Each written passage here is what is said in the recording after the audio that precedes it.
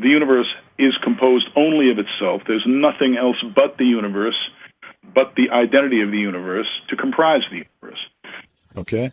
But now everything, it's got to be self-composed because there's nothing external of which it can be composed. And this amounts to freedom. It is externally unconstrained. All of its constraint comes from within. It's self-determined. Free will is the inception of the causal chain, being, of course, the power to self-configure, which the universe has because there's nothing external to configure it. It must be completely self-explanatory and self-justifying, all right? Because it's closed. That actually it contains its own ends, its own purposes, and actualizes those purposes. Yeah. It's self-actualized.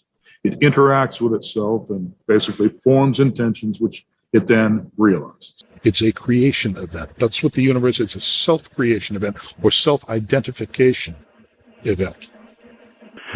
Basically, that constitutes a kind of identity, and everything in the system is an image of that identity, and that includes us. In mathematics, being an image of means being the target of a mapping. Now, what I've found is that you can liken this whole thing to a reality self-simulation, which can actually be mathematically and scientifically described.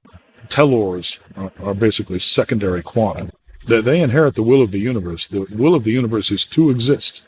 The purpose of reality is divine self-identification or self-realization through human beings. All right, because they're inheriting this will to exist from the universe itself, and this is a criterion of existence. The identity of reality is constantly refining itself. It wants to make things better. It wants to optimize, to improve.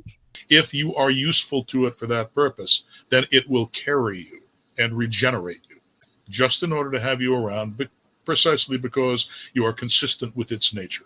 In other words, ultimate reality is conscious. In order to self-identify, something has to be conscious. He uses us to emergently self-identify, and he's testing us as vehicles for his self-knowledge and self-fulfillment.